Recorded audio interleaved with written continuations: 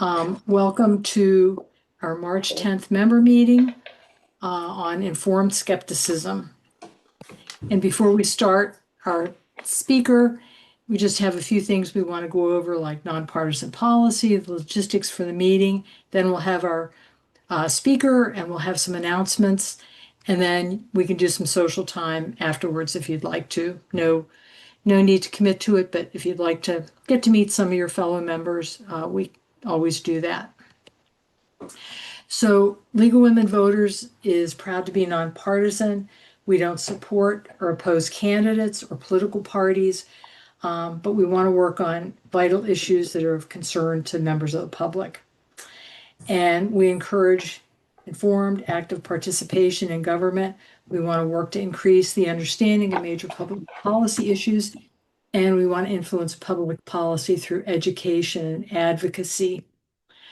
Our nonpartisan policy: keep your comments nonpartisan, talk about ideas, not partisan labels, promote political actions that aren't party specific by researching, educating, contacting lawmakers. Don't endorse or oppose specific candidates or elected officials. State just facts, not judgments about the facts. And avoid discussing your individual activities supporting or opposing any candidate or party. And I know that's really hard. Meeting, if mute your microphones for now. It's up to you whether you have your video on or off. We love to see your faces, so we get to put names with faces. And if you have a question for our speaker, type it in the chat box, and we'll be monitoring those and either ask them as we go along, or we'll wait till the end and ask them. So tonight, I'd like to introduce our speaker, Elisabeth White. She is actually the daughter of a member, but she's coming to us as the head of library teaching and science, technology, and mathematics librarian at Towson State University, which is in Maryland. She has a BS in biological chemistry from Bates College in Maine, and she has a master's in library science or library information, and from St. Catherine's here in St. Paul. And she teaches a variety of classes on things like how to evaluate information sources, artificial intelligence literacy, data privacy, and she's really interested in STEM librarianship. So I'm going to stop sharing my screen and I will turn it over to Elisabeth. All right, thank you so much for the warm welcome. Let me share my screen and then we can go ahead and get started. All right, is everyone able to see my slides okay? Yep. Yes. Excellent. So thank you all for having me tonight. I'm very excited to get to talk to you all today a little bit about kind of what I do in my job and how I teach students all about these important issues, like how we spot misinformation, fake news, and really just find the best quality information that we can so that we can be good, informed citizens and make the best decisions possible. So, a little bit more about my background. The most relevant part for all of you today is knowing that I'm a librarian and a teacher as part of that role as well.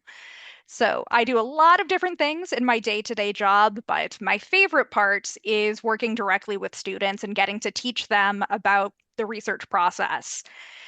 Since I'm a STEM librarian, I work primarily with students that are majoring in things like biology and chemistry. Those are kind of my main areas. But when I teach, I like to look beyond simply what you need to know to be a good like chemist or a good biologist and what type of research those students would do in their eventual careers, but also really thinking about how they can approach searching and evaluating information in their day-to-day lives as well.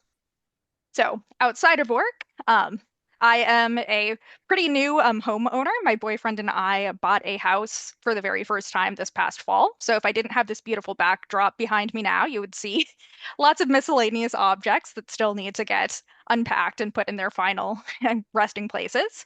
I've played piano since I was about 6 years old, and I also love board games and video games. Then I had a number of like past jobs and experiences that all shape the librarian and human that I am today as well. I had a brief stint as a biochemist working at the University of Minnesota in a biomedical engineering lab there, and realized fairly quickly that lab work, while interesting, wasn't for me because I didn't get to work as much with people.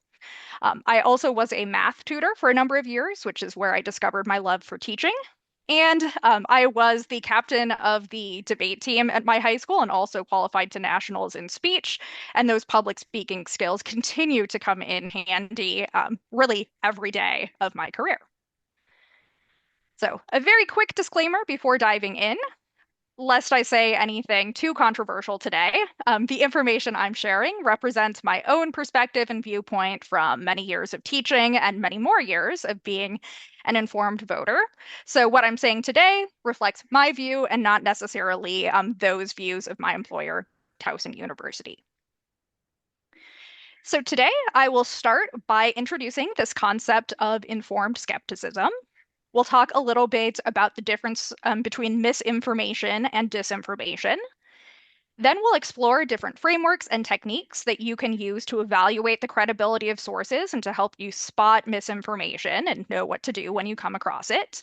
And then finally, I'll leave you with some thoughts on how you can practice something called information environmentalism, or really kind of being the change that you want to see in the world to help make sure that good quality information is available to other people.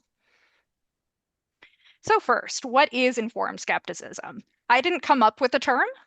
I wish I had because it's fantastic, but it's something that really resonates with me.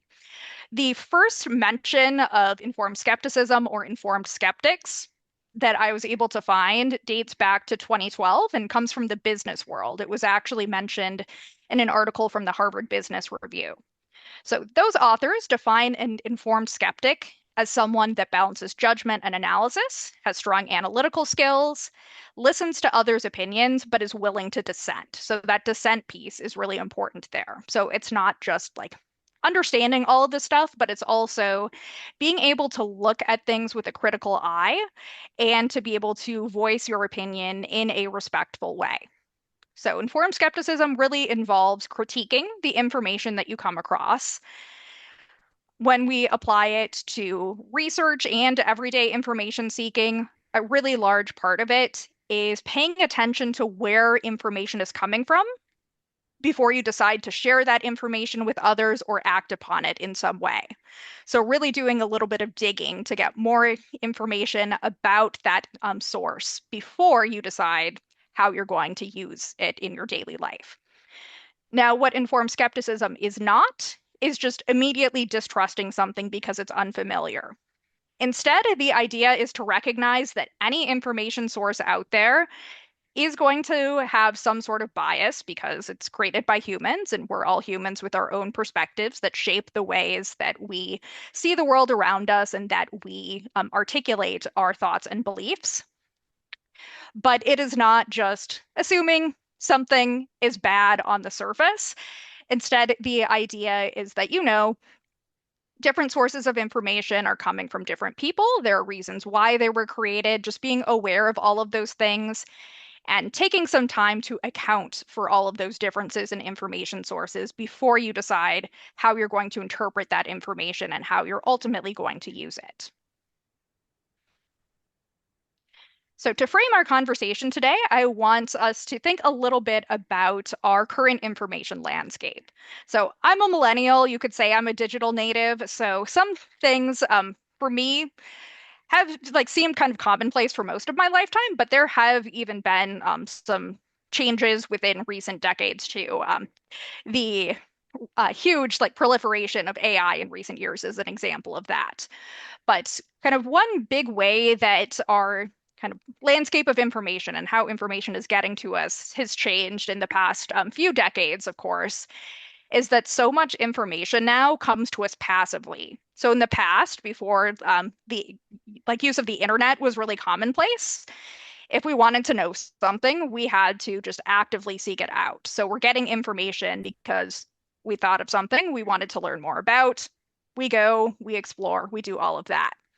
Now, there's some level of that if we're doing our own independent research and actively searching for something. But so much information that we get, especially about things like political issues, may come to us as we're just passively scrolling social media or seeing advertisements and things like that. So that's a really big difference to be aware of, that now so much of what we know and what we're taking in isn't something that we are actively seeking out. It's also important to be aware that the information that we're getting, especially online, is affected by our previous behavior.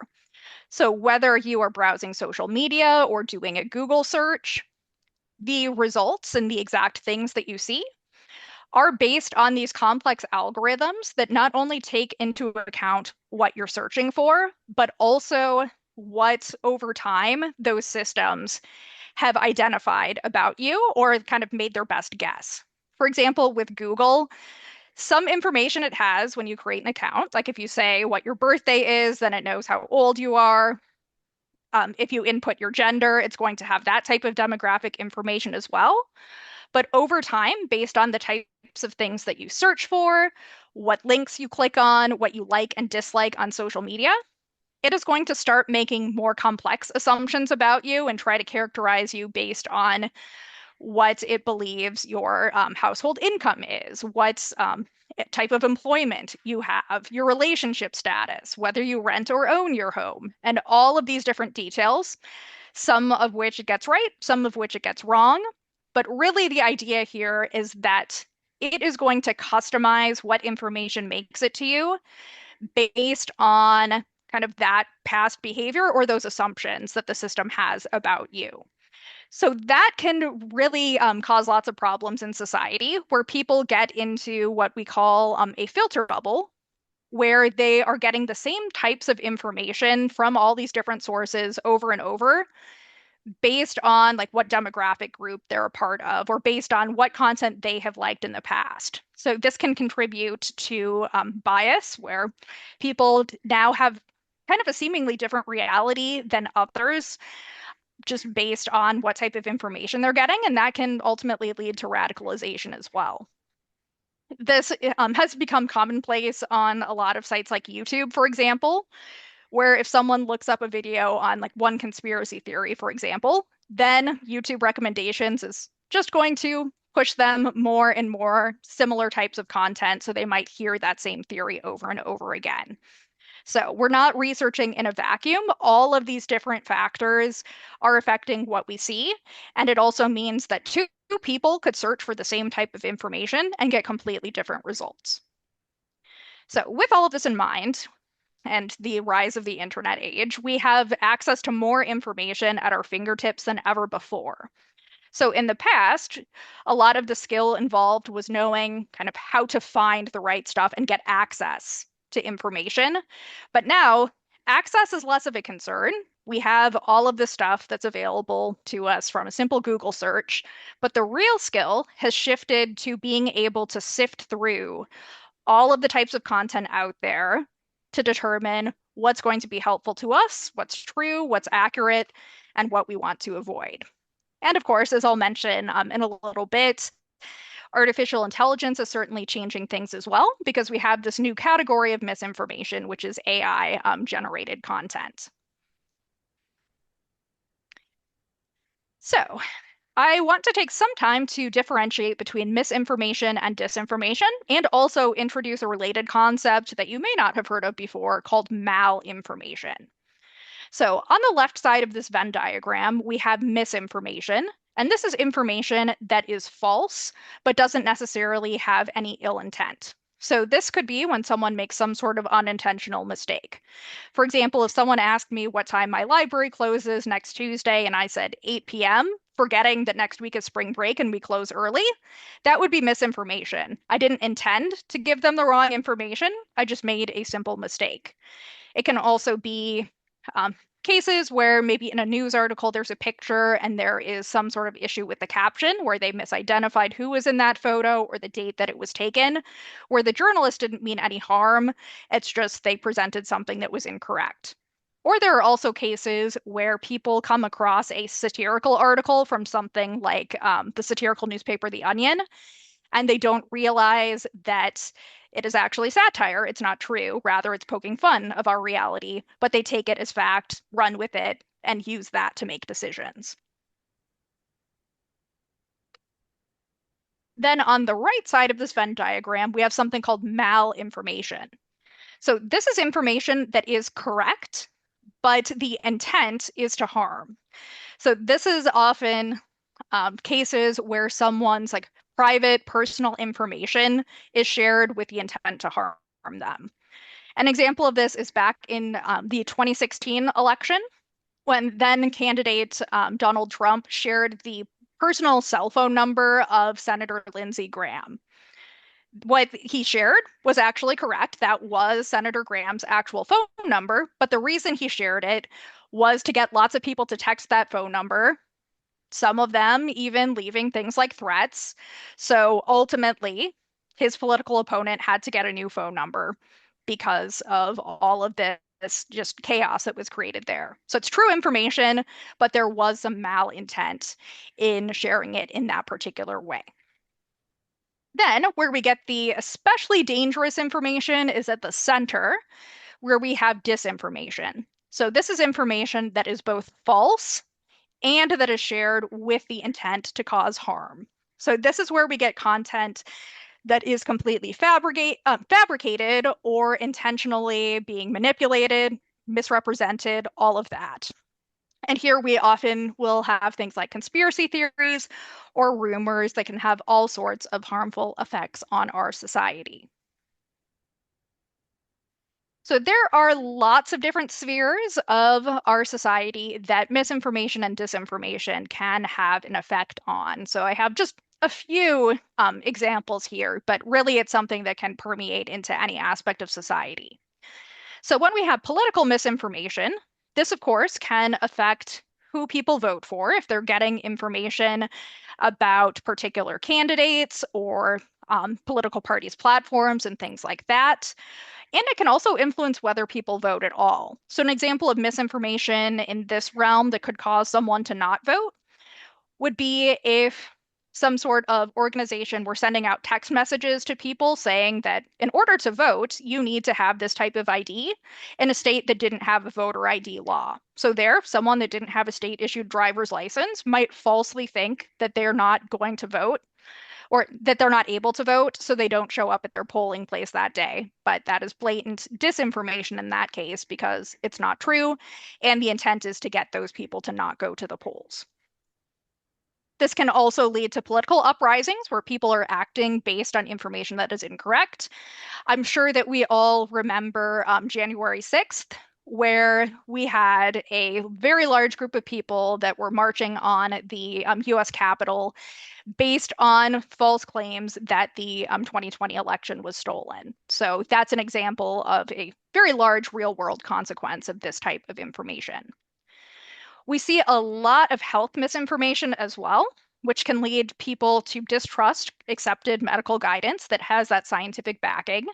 We also see lots of cases of new like health fads that don't actually have a scientific basis, and this can lead to harms to both individual and public health. So COVID-19 is a pretty clear example here where lots of conflicting information was being released about things like the efficacy and safety of vaccines, as well as masking.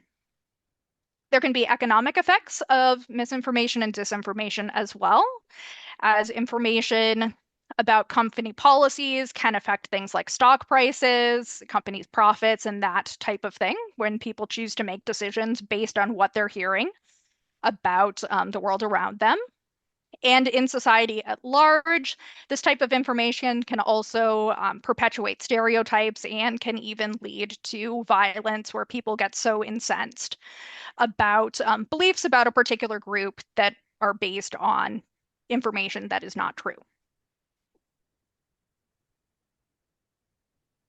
So then we also have this new category of AI misinformation. So with AI, it's important to understand how it works and what it can and cannot do. So the most important thing to know about AI, in particular generative AI, such as ChatGPT, Gemini, Copilot, Claude, those sorts of things, it's not actually intelligent, despite the name artificial intelligence. Really, these are tools that have huge amounts of language within them, and they are analyzing patterns. So you can think of them as really just a large scale, like predictive text generator. So if you've ever sent a text message or started typing up an email, and whatever app or program you're using suggests what words you might type next, ChatGPT and other AI tools are working just like that, but on a much larger scale.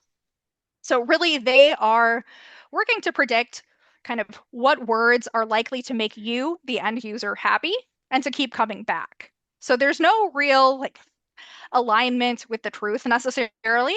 AI certainly can stumble upon a correct answer, but the problem is that they're really just built to get you to keep coming back. So if you like the response, whether or not it's true, like that's the type of information it's going to keep feeding you. And just like I mentioned before, with Google and other platforms having all of this information that they have surmised about you from your past activities, the outputs that you get from AI tools are also affected by what you've asked in the past, as well as if you have like given a thumbs up to any content, just what you think the AI tool is doing well, it's going to adapt based on you specifically. So that introduces a whole new layer of bias. So if you have done a Google search at all in recent years, you've probably come across the AI overview that appears towards the top of your search results. And this can come up with some hilariously incorrect ideas. For example, we have on the left this claim that geologists at Berkeley are saying everyone should eat at least one small rock a day. Not actually what that study that they're citing is saying, or that running with scissors is good cardio, or if you're having problems where your cheese is slipping off your pizza, just mix in some Elmer's glue and then everything will be fine. So the problem here is that AI isn't capable of critical thinking, even basic level thinking in the way that a human is.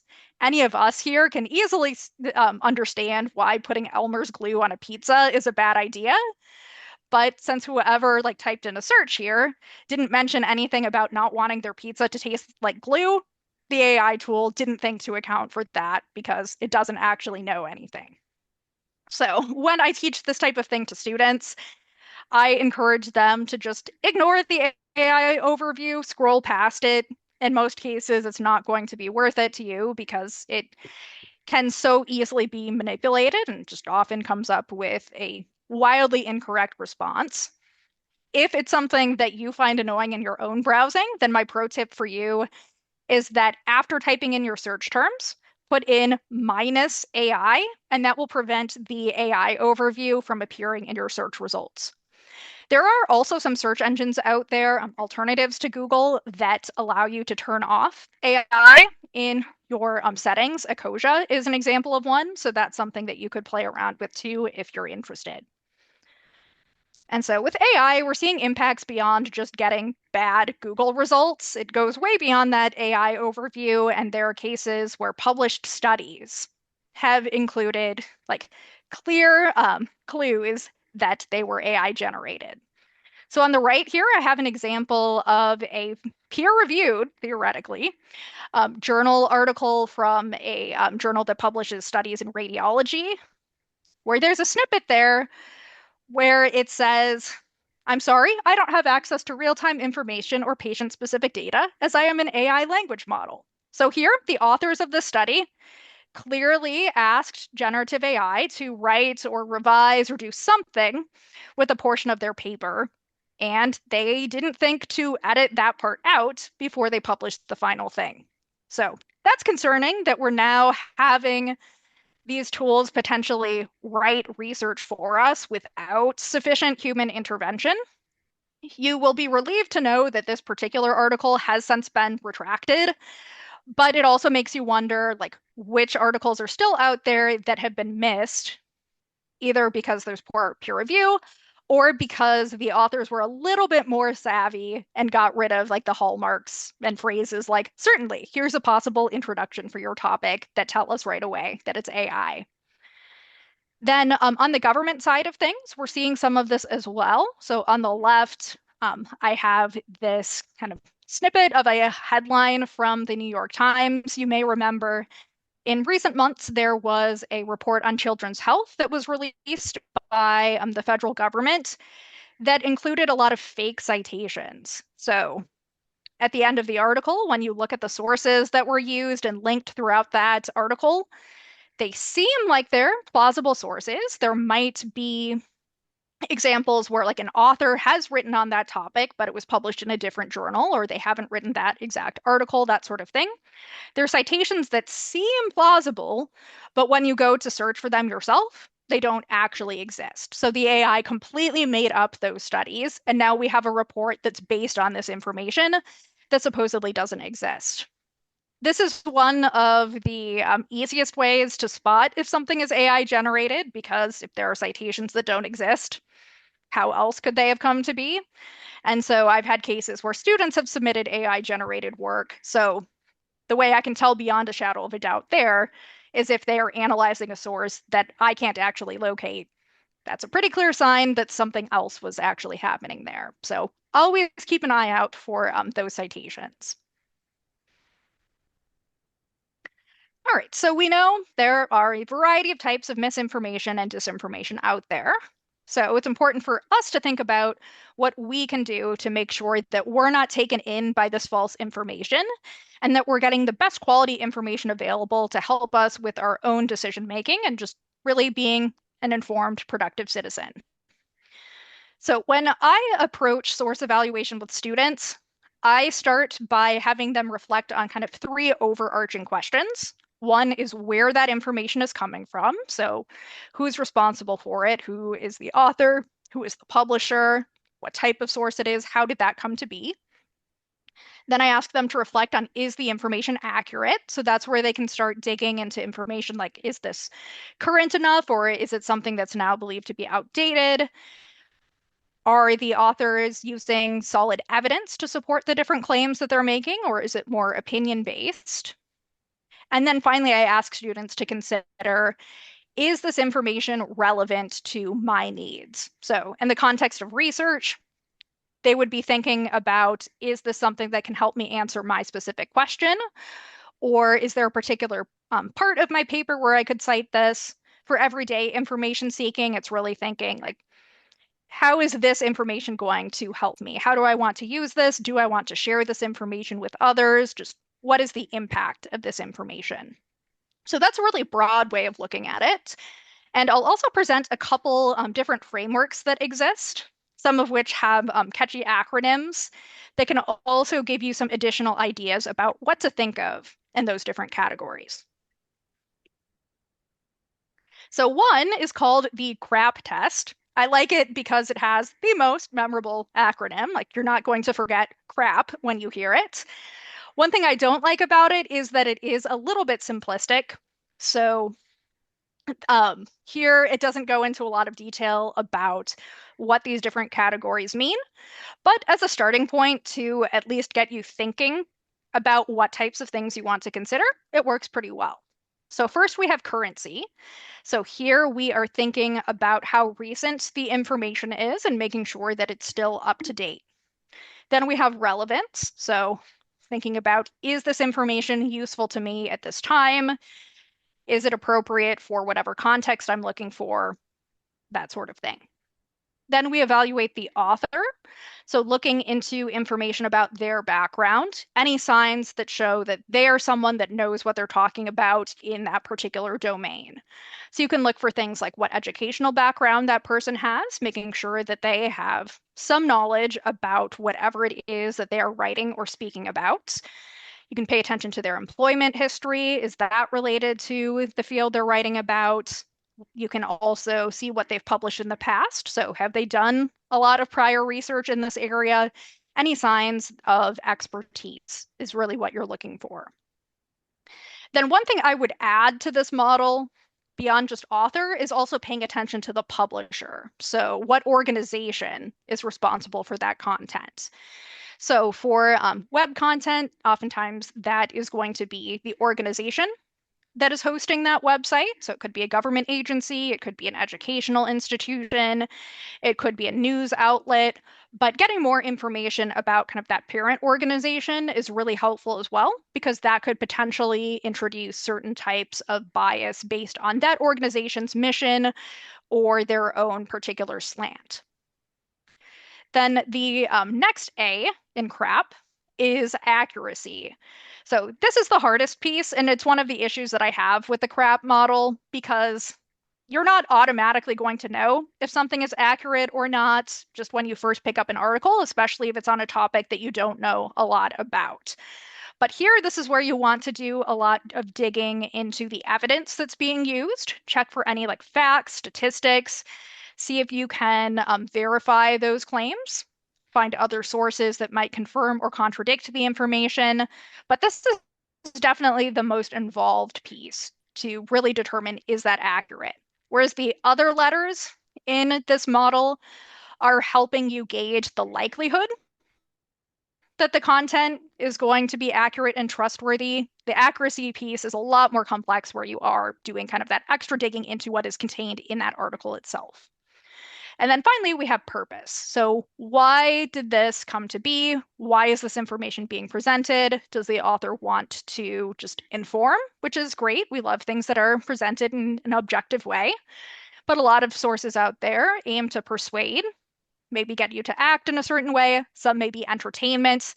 And we see the lines getting increasingly blurred with different types of news now, where we have both regular news, which is just reporting on the events of the day, and then news commentary that is taking those news stories, maybe presenting some things factually, but is also putting that opinion piece on top of it.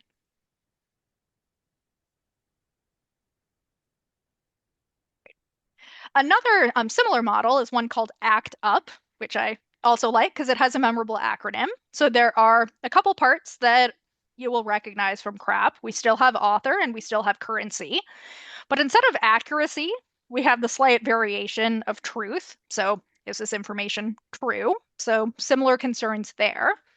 But then the different parts of this are letter U is unbiased. So that's really important because one thing that you should be assessing, even if you're using CRAP, is what potential bias a source has. So I like that it's called out by name here. One issue I have with this model, though, is that there's no source that is completely free of bias because we are all human beings. We all have our own perspectives and experiences that are going to affect the ways that we write and speak about things. So there's no source that's completely free of bias, but we want to consider what type of bias a source could have and consider how problematic it is for that particular context and really consider like, is this something that I'm able to accept in this situation, or is it something where just the bias is so rampant and pervasive that I should find a different source instead? Then the final letter that we have here is P for privilege. So that's considering whoever is presenting that content, what their position in society is. So information is going to have a different slant based on who is presenting it and kind of what level of power they have. So government information is naturally going to look different than information that is coming from news organizations. And another really important part to consider too is if we are talking about current events, getting perspectives, not just from people that are like secondhand observers of an event is important, but also thinking about people in that community where that event is occurring, what their perspectives are. Because it's maybe harder for them to have a voice. Thankfully, one really great thing about social media is that it is giving the opportunity for more people to be able to share like what is happening to them and what their opinions are and have other people see it, even if they don't have access to things like being able to just hop on a news show, for example. So really considering someone's position in society and how they're connected to whatever is being written about is an important consideration as well. Then I have one additional model I want to mention, and this is my favorite of the three, What I like about it is that it is more of a process for approaching how you evaluate a source rather than a checklist of different criteria that a source needs to meet. This is helpful because every time that you're looking for information or coming across an article is different, so it takes context into account. So these are all steps that you can use for any type of information source that you're trying to evaluate. So the first step is letter S for stop. And this is really important. So when you first see an article, before you start reading it or doing anything with it at all, take a second, pause, and reflect. Here you can pay attention to just basic things like the headline of the article, maybe any images that are there, and also take stock of how you're feeling. There are a lot of sources out there that are designed to get a rise out of you. They will use sensational language and just really they want to get an emotional response from readers so that they click through and maybe they persuade people to do some sort of thing, or they just want to have something really catchy that people might share before they even go through and read the article.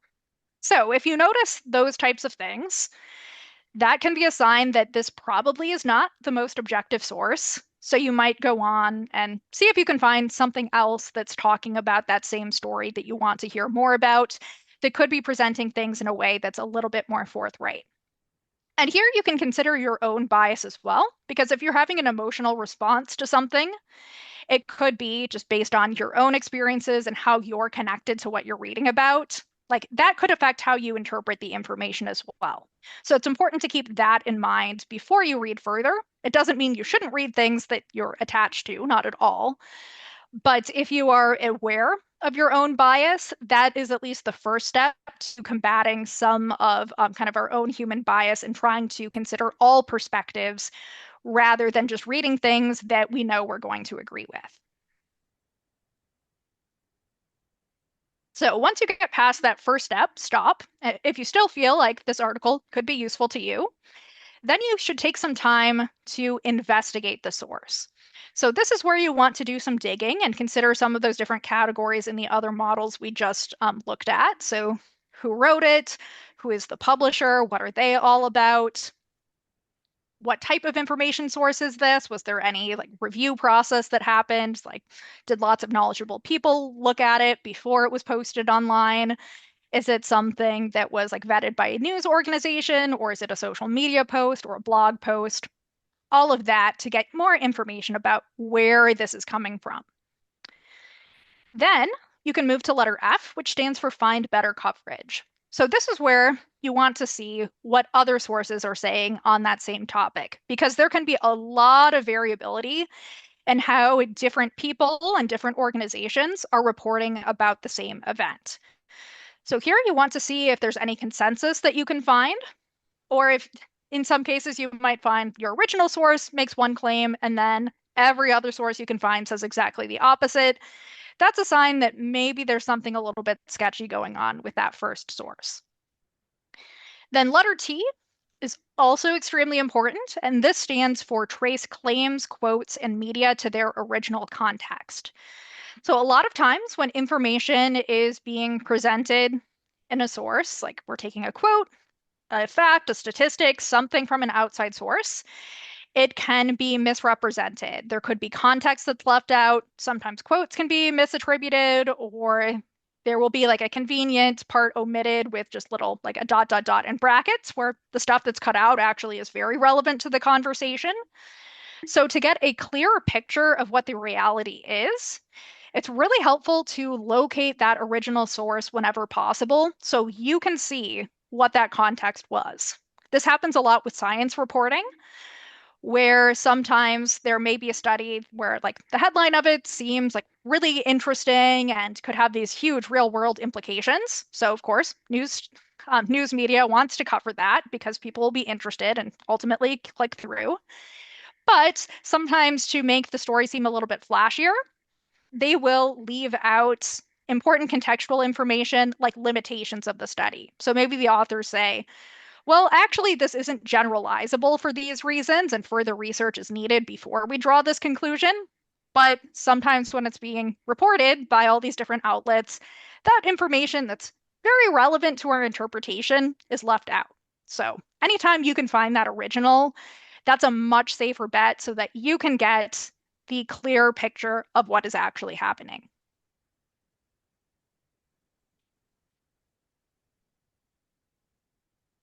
All right, so when you are tracking down information about your sources, one really useful skill you can practice is something called lateral reading. So the idea here is to go beyond the original source and see what other people are saying about it, or what information you can find from sources beyond that original website where you found something to get a better idea of what that author's background and expertise is, as well as the reputation of the publisher. This is important because if you're just sticking to the website itself and looking at something like an About Us page, they're not going to come right out and say, we are really biased in this particular way, so you can't trust us. No, they want you to keep coming back and believe that they are a good organization with trustworthy information. They're not going to draw your attention to any controversies that they've been involved in the past either. So if it's an organization that you're not familiar with, taking some time, do a quick Google search, see what other people are saying about that organization. That can give you a much better idea of what bias could potentially exist. So here you can, for information on authors, sometimes finding their LinkedIn page can be helpful, or maybe they have a bio on an organization that they're affiliated with. That can be helpful. Wikipedia is also great for this as well, for organizations in particular, because oftentimes they will list a section on any controversies that there could be or any political bias. One of my favorite examples of this is for a class that I work with every semester. Students evaluate a published journal article that is about climate change, and it was funded by an organization called the CO2 Coalition. If they look at the CO2 Coalition's website, looks pretty professional on the surface, seems great, but when they go to the Wikipedia page, like within the first paragraph, it tells us that that organization says that climate change doesn't exist. So that's the type of information that's really relevant to someone's interpretation of the source, but you have to go beyond, look at outside perspectives instead of just reading an article kind of up and down, straight from top to bottom, without opening additional browser tabs and really doing that extra level of digging. So it's very important to do this before you start reading an article, because that way it can prevent you from wasting time reading something that is clearly from someone that is really biased or doesn't know what they're talking about here. And the more that you hear something, the more, even if it seems false on the surface, like you can subconsciously start to believe it. So it's best to avoid information that we know is false whenever possible too. And so lateral reading is one tool that we can use to prevent that sort of effect. Now, when looking at news media, it's very important to be aware of all of the bias that exists there as well. So this chart that I have on my slides comes from an organization called All Sides, and they analyze the kind of political leanings or slants of news reporting from many different news outlets across the country, and there are some international sites that they look at as well. This is updated pretty frequently. They don't have one for 2026 yet, but I think they usually update it a couple times a year. And it is interesting to see that different news outlets kind of migrate from one side of the chart to the other. But the idea here is that they are looking at how news stories are being covered within these particular outlets. And then they use all of that information to categorize different outlets as being in the center, slightly left or slightly right of center, or far left or far right. Now, just because something falls on one side of the chart here doesn't automatically mean that they are presenting like false information. As they have in the disclaimer at the top of the chart, these ratings aren't based on like the accuracy or credibility of these particular websites, but they're talking about how the information is being presented there. So you might look at something on the far left or the far right, and the information in it is actually accurate. It's just the way that they're presenting it or the types of stories they're deciding to cover or not cover could reflect some type of political bias. So It's not automatically a bad thing if you're looking at this chart and you think, wow, most of the news sites that I use tend to be on one side of the chart versus the other. My own news browsing definitely falls more on one side versus the other. But it's good to be aware of that so that you can take some time to actively seek out other perspectives too. So if you find lots of stuff you're looking at leans more left or right, maybe try comparing coverage with some sources that are more towards the center as well, so that you're getting a more balanced perspective. Then there are lots of different types of media bias. I've listed just a few here to be aware of as you're looking through things. And these are some of the things that are used to create that all sides bias rating. So one is spin, sometimes called slant or sensationalism. This type of bias is how information is being presented. In particular, a story could be covered in a certain way to push a particular narrative, or because it matches what kind of they think the viewership is going to be and what people want to hear. So for this one, you really want to watch for subtleties in language use. So anytime there could be some type of biased language where it seems like they're trying to get an emotional response, they're using really strong words to convey something rather than more neutral language. They're using lots of adverbs, that type of thing. That's a sign that there could be some slant there. One that is a lot harder to spot on the surface is bias by omission. So this is where a story could have lots of accurate information in it, but the authors have intentionally left out some facts or relevant context that would affect someone's interpretation of that event. So with this one, when you're looking just at the article itself, it's not easy for you to spot that information is missing. So this is where getting a variety of perspectives on a news story is important. So you can see that maybe there are some details that are covered in one outlet versus another. So you need to check multiple sources to get the full story. Then story choice is another type of bias. So here, this is looking not at how something is being covered, but what is being covered by that outlet. So different outlets will decide which stories to cover or which stories to emphasize. So maybe something is the lead story on one website, and it's like you have to scroll down a long way to say it or to see it on a different website. So, one of my wonderful mother's hobbies sometimes is when there's a big, like, breaking news event. She likes to see how it's covered in a couple different news websites. So she'll check the headlines for like MS Now, CNN, Fox News, and she often notices some really interesting differences based on like what's being emphasized where. You also want to look out for unsubstantiated claims. So this is where something is being stated as fact that doesn't have any supporting evidence, or if someone is stating an opinion, but in a way where they're trying to make it seem like a fact.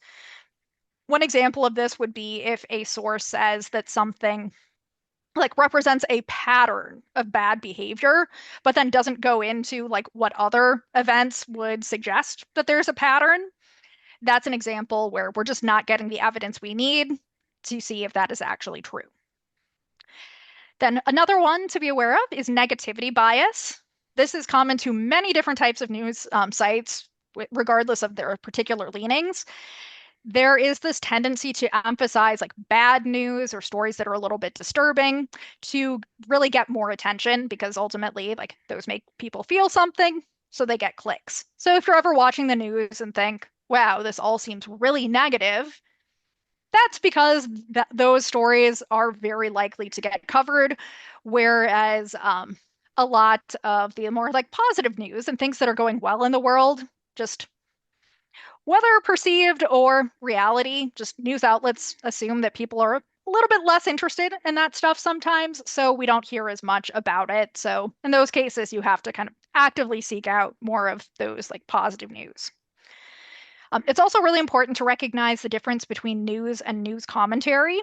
So if I go back to this slide here, you might notice that there are certain news outlets that are mentioned twice, but one is for just news and then one is for their opinion. For example, the New York Times opinion is listed on the far left, and the New York Times just regular news is listed as slightly left. So there's a little bit of a difference there for their news reporting versus their opinion pieces. So when we're reading something like an op-ed, we have to recognize that someone there is like speaking more on their opinions rather than just stating plainly what the facts of the situation are. Doesn't mean that their opinion is wrong. It's just something we need to keep in mind when we interpret the information. And we also need to be aware of all of the different kind of forms of news that are out there besides just like our local or national evening news. We also have shows like The Daily Show or all of our late night shows, such as Stephen Colbert, that type of thing, where they're presenting some news, but they're also doing commentary on it as well and really treating news also as entertainment. So they could be reflecting information that is true, but they are putting some sort of new extra slant on it. So it's really important to be aware of kind of which type of news you're taking in so that you can interpret that accordingly. So, as I mentioned before, it's very important to check how others are covering the story rather than just taking one news outlet's own word for it, especially if they're one that is known to have a bit of a political slant. So there are a couple ways you can do this. One easy way is to just go to Google News, look up whatever story you're interested in, and then you can compare the headlines from different organizations. Another great tool is from All Sides, which is that same organization that made that big media bias chart. They have a section of their website where they will take kind of the latest headlines and then show what like how they're being covered by outlets that have different leanings. So this is an example from a couple of years ago when Dartmouth University decided to bring back the requirement of having prospective students submit their SAT scores. So here on the left, we see from one organization, they're saying this is a lose-lose decision. It's bad for everybody. In this case, the center is also saying that this is a negative thing. But then we look at the right, and that one says this is actually a good decision. So here we're talking about the same story, but we're interpreting it differently based on a variety of different factors. Another way to help you make sure that you're getting good quality information is to not leave everything up to you, but also see what you can learn from professional fact checkers as well. Professional fact checkers use a lot of the strategies that I've talked about today, but it can certainly save you a lot of time if you get their perspective as well. So I've listed a couple different ones here that you are welcome to try out. PolitiFact is one that is based in political information, as you might expect. If you have ever seen like on social media, sometimes there are posts that will take like a claim from something like a like presidential debate or something, and it has this dial that looks like a gas gauge, where like to the left it will be like mostly false, or it's leaning to the right, mostly true, that sort of thing. So they take claims that are circulating in society and do their own digging to see, is this something that is actually true? Is it misleading? Is it false?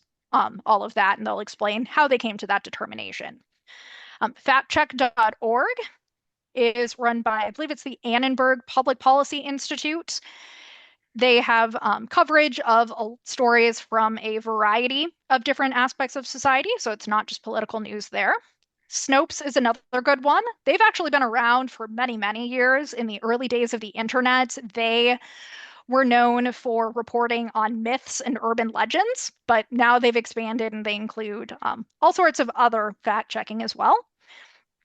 And another great one is AP Fact Check. So from the Associated Press, they look at claims that are circulating on social media or that politicians are saying, and they write their own articles that fact check those claims and add in additional context that might be missing from most of the places where people first see those claims.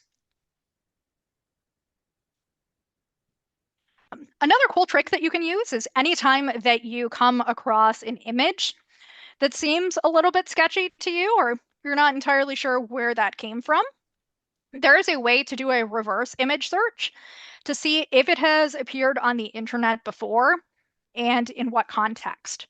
So if you go to Google Images, so just images.google.com, at the far right side of your search bar, there's a little icon that looks kind of like a camera. It's just very colorful here, a little square with a dot in the center. If you click on that, you can either paste in the link to an image somewhere on the internet, or if you save the file, you can upload that file there, and it will search for similar images across the internet. So sometimes you might find that this is actually an edited version of something, so it's being misrepresented from its original context. Or maybe there's a photo where they say, this is happening now because of this specific event, but the photo first appeared on the internet 10 years ago. Like that tells you, oh, something is not quite right here. So that's really helpful as well, especially for images that you might see on social media. Right. Then, as I mentioned before, tracing information back to its original source is very important because things can be misrepresented, misattributed. This happens a lot with science communication, where sometimes a story, when it is kind of translated into more like plain language so that people who don't have a science background can understand it better, there is information that can be distorted or lost in those cases.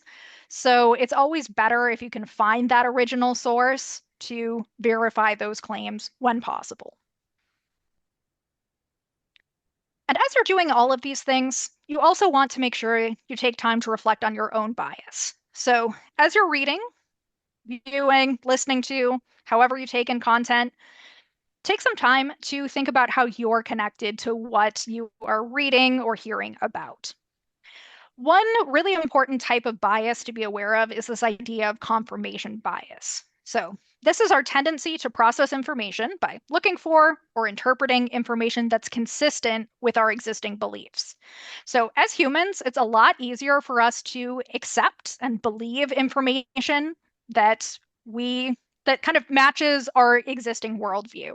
It's a lot harder to change our own minds, and it's also very hard to change other people's minds on issues as well. So, when you are taking in news, any other type of information, being aware of what your existing belief is, and then thinking about how that might be affecting your interpretation can really help you get a clearer understanding of what's happening. So, confirmation bias can come up in quite a few different ways. Three examples I have here are first, biased searching. So this is where you use specific terminology when you are looking for information that can affect your results. For example, if I was researching rent control and I typed in rent control is unfair to landlords, I will get lots of information about how this is bad for landlords, but I'm not getting information from any other perspectives, like the effect on tenants or just the surrounding community at large. So, to avoid that bias searching, you want to use neutral language whenever possible. Instead of looking for things like positives or negatives, just search for the topic as a whole, and that will help you to find different perspectives. Biased interpretation is another factor. So, this is where the way that you interpret the information, so what conclusions you draw from it, are based on your own past experiences. To help with this one, I recommend taking some time to think about what someone who has very different experiences from you might think of the information. So maybe you're interpreting it one way. Think about if someone with the opposite political beliefs as you saw this same article, how would they justify or explain that conclusion? And that can help you see the other side as well, so that you can take a more objective look at things. And then the last one is probably the hardest to deal with. This is biased memory. If you've ever heard the term selective memory, it's exactly the same thing. The idea is that it's a lot easier for us to remember specific instances of things that match our existing beliefs than to recall all of the other situations that could actually be more prevalent that don't go along with that. For example, I do not enjoy driving at all. So it's very easy for me to remember all of the negative experiences that I've had driving. Whereas most times that I've gone for a drive have probably been completely fine, but those aren't the ones that I remember. Like I remember the time that someone rear-ended me. That's easier to pop into my mind because it's a more memorable experience. So important to keep that in mind as well. And if you are just catching yourself thinking, oh, this is true because of that one experience that I had, take a step back and consider that maybe you're not remembering all of the other situations as well. and consider what other possible explanations there might be. All right, so what I want to leave you with are just some thoughts on this idea of information environmentalism, or sometimes you may hear a related term, information hygiene. So, what can we do to help create a better information environment for others around us? So, how can we be making good choices about how we interact with information that can help society at large? So, one big one is use the different strategies that I talked about today. Do some fact checking, do that lateral reading to get more information about your sources before you decide to share things with others, whether you're just using that information to have a conversation with someone, and especially if you're sharing it on social media where lots more people may ultimately see it. You also want to read news from a variety of sources rather than just sticking to the same ones over and over to help get out of kind of that echo chamber or filter bubble effect where you are just getting the same perspective and not hearing what other people might be saying. When you're talking with others, one here that I struggle with as a former captain of the high school debate team is to focus on explaining rather than arguing. It is very hard to change people's minds, especially about political issues. But if you automatically go in with a defensive approach, that can easily cause the other person to kind of shut down, discard your opinion right away. But if you focus more on like active listening, getting to really understand their perspective and explaining yours without saying like, hey, you should do this, or saying you are wrong for this reason, but just explaining your perspective, making sure you really understand theirs, that makes it a lot easier to have a productive conversation where you might be able to find some common ground, which who knows, that could lead to many successful things. It's also helpful to anytime that you can create and share good information widely. That's a great idea. So don't just share the stuff you find that upsets you and all of that, but anytime you get that good news and information that is trustworthy and that you think could help other people, do share that widely. And when you are sharing information, follow your own best practices, use evidence rather than just saying, well, I believe this, without giving a reason why. Cite your sources when you have them. Do all the things that we expect good quality news sources to do as well. All right, so here I just have a list of various sources that I have consulted in putting together this presentation. If anyone wants these, feel free to drop me an email and I'm happy to share them as well as my whole slide deck. And at this point, I am happy to open it up for any questions.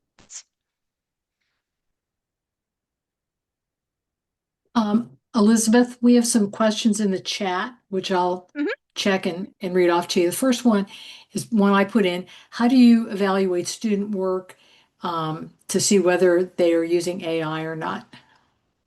Yes, that is a great question and one that is still a challenge for me. So I don't use any of the like proprietary AI checkers that are out there because they are known to have issues with bias and they're also they don't have a great record of accuracy. An example of bias is that there have been studies that have shown these types of tools are more likely to flag students who speak English as a second language as their work being AI generated than people that grew up speaking English. So that is not a level of bias that I'm okay with. So what I usually do is first check the citations because if they have citations that don't exist, that's a pretty surefire case that like yes, AI was used somewhere in the process. But in cases where it's not as obvious and I can't prove it, then I would mention to the student, like, hey, this seems like it's AI generated, and I can give specific reasons why I think that to be. For example, with student essays, AI generated content, it seems pretty resistant to take a side in some cases, where I ask students to have a clear thesis statement that they defend with evidence. If I get back a paper that's more exploratory, like I am going to look at this topic as a whole, rather than saying I am arguing for this position, that's a sign as well. So, what really has worked best for me is just being as clear as possible with my assignment rubrics and grading structure so that I can grade on things that I know humans can do very well that AI can't. So, the more critical thinking that's involved, the less likely it is that something created by AI would get a passing grade. So that makes me feel better, even knowing that like students may be doing things that they shouldn't be. I'm not going to catch all of it, but at least if they are using these tools, they're not going to get as good a score on them as if they had used their own brain to create all of the work. Okay, then the next question, how do we keep like our own content that we get online balanced and true and like defeat Mhm. the algorithms? Yes, so there are a few different approaches. With Google, you can turn off things like ad personalization, which actually does a little bit more than just affecting what types of ads you see. Because if you're turning off your ad preferences, then it also may stop collecting some of that information about you, like what demographic groups you might be a part of. So that's one way that you can affect your results there. You can also try using incognito mode if you're using Google Chrome, or it's called private browsing in Firefox. These are particular ways where like you're using the same web browser, but it's not keeping track of your search history anymore. So it's really just like getting a fresh copy where it doesn't have all this information about you. You're logged out of your stuff. So you get just a fresh experience where you're not getting biased results based on what your past behavior was. You can also try using other search engines. DuckDuckGo is one that is known for having really good data privacy. So that's one to try as well. And with social media, just that is, yeah, a wild world out there, and there's not a ton that you can do, unfortunately. But if you spend time like hitting like dislike or hiding posts that you don't want to see that have whatever type of bias, that can get rid of some of them, but it's a lot harder to deal with than just your basic kind of Google search where you could use a protected browser, for example. And then a couple that are kind of related, like to go through this process, um, the average person doesn't have the time or they don't care enough to go through all those steps. Um, you know, how can we be more selective about that, and how can we engender organizations that we can trust? Yeah, that's a really hard one. And yeah, I'm not sure I'm going to have a good answer for that this evening, but certainly could be a future topic of conversation for you all to think about as well. So I think a lot of it does come down to information or education and really thinking about like what motivates other people. So maybe like the political stuff, not everyone like cares as much about, but if it's something like, hey, if you don't do all of this, then like your health could be affected in this way because you're using information that's not actually true. Or like framing it in terms of like you need to evaluate information so that you can avoid scams. Like that type of thing is a good way to get at least a little bit of buy-in. Hopefully, the person can then go on and apply it to other aspects of their life as well. But really thinking about like what this person is going to care about and tailoring your messaging based on that can be one helpful tool. And then the last question, do you know is, information like you presented tonight, maybe on a reduced schedule given in like high schools and middle schools is part of their curricula? Yeah, so I'm sure it varies a lot from state to state just based on what is kind of written into educational standards. But here in Maryland, I have noticed that when I'm working with first year students, like they come in having some knowledge. There's a long ways for them to continue to go. But when I ask them to start explaining to me, like, what do you look at when you are trying to decide if a source is good and appropriate to use? In those cases, a lot of students will start with basic things like, okay, is this website a .com or a .gov or a .edu? Fine place to start because that tells you a little bit about where the information is coming from. But then I can build from there and explain, like, well, yes, we know a .com is from a private company, but like an educational institution, their information might not always be accurate. It might be out of date. Government information, we can talk about how that's not neutral because it is coming from people that were in elected positions that have particular political beliefs as well. So students at least have like some jumping off point, but I'm sure it varies a lot from state to state, from school district to school district, as well as just how engaged the student is. So I will say, at least when I was a student back in Lakeville, an unspecified amount of time ago, I had access to quite a few classes about civics and American government that I enjoyed immensely. And I would expect, yeah, those are still happening today, but it is going to depend on where you are. Well, that went through all the questions in the chat, and I'd just like to say thank you very much for your information tonight. I think everybody, in fact, the last thing in the chat was this was great information. I wish everyone could hear it.